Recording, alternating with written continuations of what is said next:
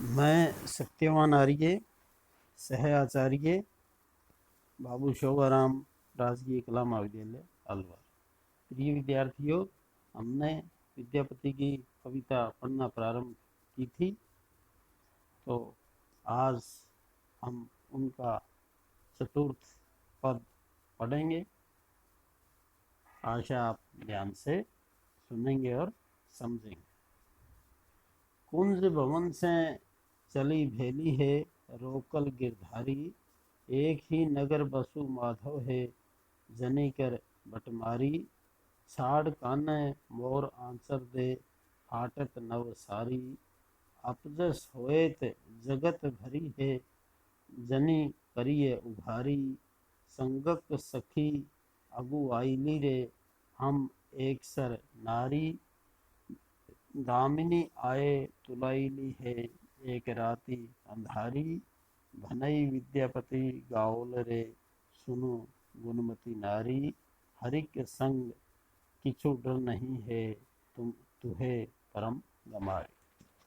प्रिय विद्यार्थियों, कुछ कठिन शब्दों का अर्थ पहले जान लेते हैं, उसके बाद इसकी व्याख्या समझेंगे। से का मतलब है से। चली भेली, चल पड़ी, यानी चलना प्रारंभ कर दिया। रोकल, रोक दिया। जनी कर, मत करो। बट मारी, डकैती या जबरदस्ती। जगत भरी, संसार भर में। उघारी, उघाड़ी या नग्न। अगुआईली, आगे चली गई। एक सर, अकेली। दामिनी, बिजली, विद्युत। तुलाइली, चमकने लगी। गमारी, मूर्खा, मूर्ख स्त्री या गंवार। इस पद में कवि विद्यापति ने बताया है कि यहाँ राधा का श्री कृष्ण से संवाद हो रहा है और राधा कुंज भवन राधा कुंज भवन राधा कुंज भवन से बाहर निकली तो श्री कृष्ण ने उन्हें रोक लिया। तब श्री कृष्ण से प्रार्थना करती हुई राधा कह रही हैं कि हे श्री कृष्ण, तुम मुझे मत रोको।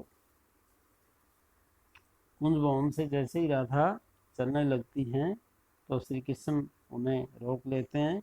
तब राधा श्री कृष्ण से कहने लगती हैं कि हे माधव, हम और तुम एक ही नगर या एक ही शहर के रहने वाले हैं, अर्थात हम एक दूसरे को जानते हैं और सारा नगर भी हम दोनों को जानता है कि हम कौन हैं।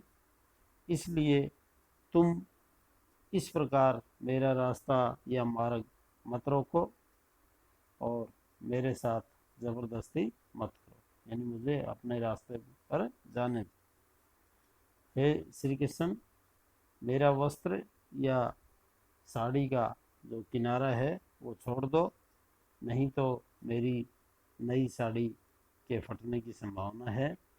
इससे मेरा जो शरीर है वो नग्न दिखाई देने लगेगा या शरीर के जो अंग हैं वो प्रदर्शित होने प्रारंभ हो जाएंगे और लज्जा उतर जाने से सारे संसार में अपयश या बदनामी फैल जाएगी। यानी साड़ी के फट जाने और अकेले में रोकने से हम दोनों की हर जगह निंदा होगी। मेरे साथ की सखियां आगे चली गई हैं और अब मैं यहाँ अकेली रह गई हूँ। और एक तो अब अंधेरी रात है, उस पर भयानक बिजलियां चमक रही हैं, अर्थात इस भयानक रात में मुझ अकेली को डर लग रहा है। यानी रात्रि के समय और भयंकर अंधकार में मुझे डर महसूस हो रहा है। विद्यापति कवि कहते हैं कि तब श्री कृष्ण ने राधा से कहा कि हे अच्छे गुणों वाली नारी, सुनो, यदि तुम इस रात की भयानकता से डर रही हो तो ये तुम्हारी मूर्खता है, क्योंकि मेरे साथ होने पर, यानी श्री कृष्ण के साथ होने पर इस तरह से डरने की कोई आवश्यकता नहीं है, या डरने की कोई ज़रूरत नहीं है, या तुम्हें बिल्कुल भी डरने की कोई आवश्यकता नहीं।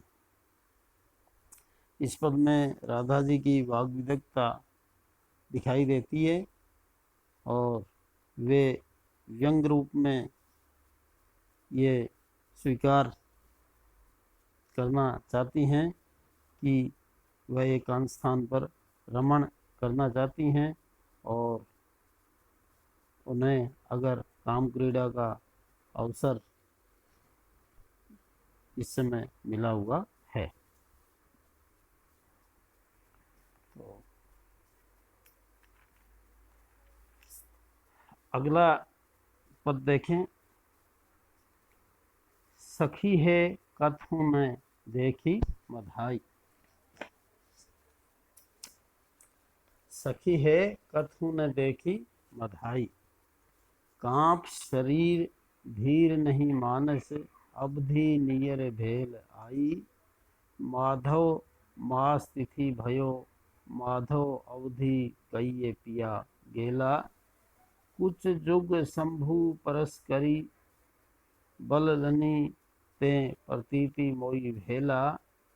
मृग मद चानन परिमल कुमकुम, के बोल शीतल चंदा।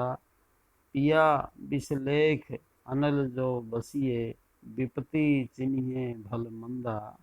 भनई विद्यापति सुन बर जौवती, चित जनु झंखे आजे।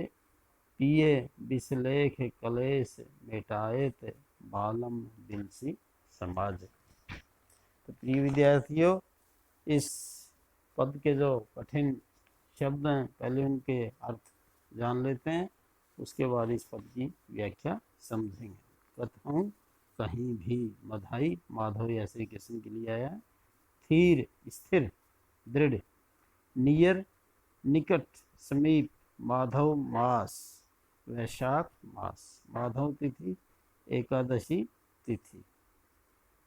प्रतीति प्रतीति या विश्वास, चानन चंदन, विश्लेष विश्लेष या वियोग, अनल आग, मंदा बुरा, झांखे पछतावा, बालम बालम या प्रियतम।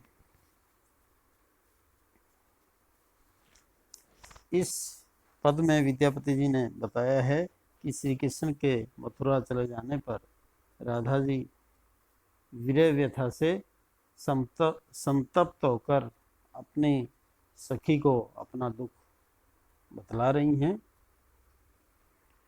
तो देखें आप, विरहिणी राधा अपनी किसी सखी को कह रही हैं कि हे सखी, मैं प्रियतम श्री कृष्ण की प्रतीक्षा करती रही या उनकी बाट जोहती रही, परंतु कहीं भी नहीं देख पाई। मैं श्री कृष्ण को प्रत्यक्ष रूप में नहीं देख पाई। उन्होंने मथुरा से वापस आने की जो तिथि बताई थी, उस निश्चित तिथि को याद करके मेरा शरीर विरह वेदना से कांप रहा है।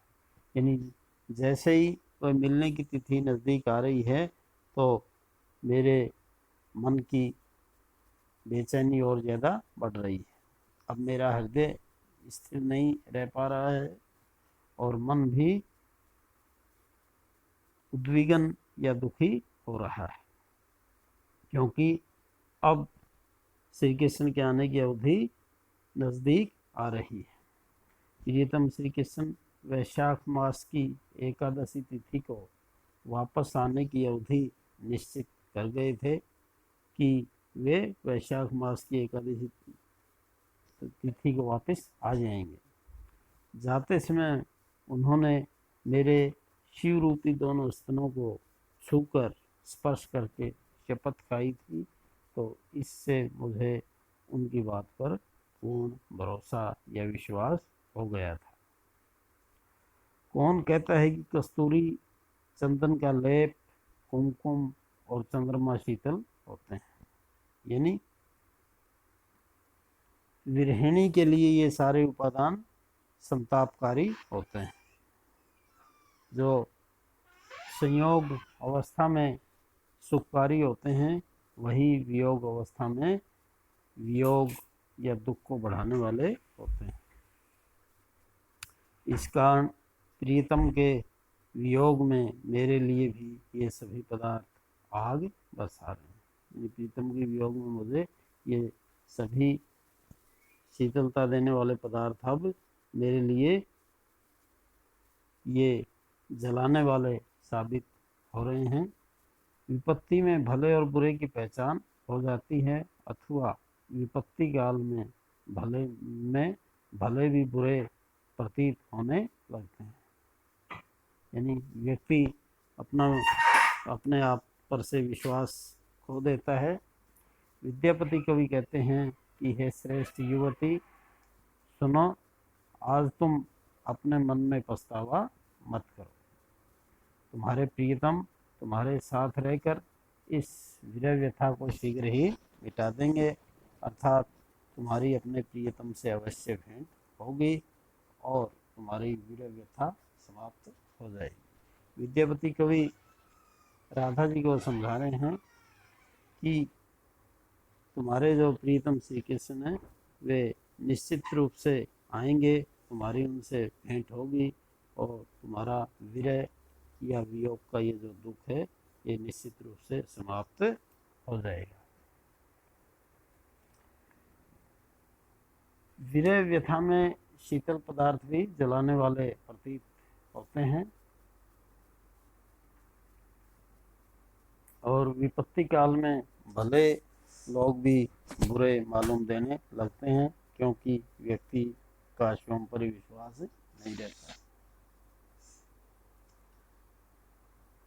इस पद में अनुप्रास, यमक, रूपक, आक्षेप आदि अलंकारों का प्रयोग हुआ है और ये जो पद योजना है ये भी गेयता के अनुरूप है, यानी इस पद को गाया जा सकता है।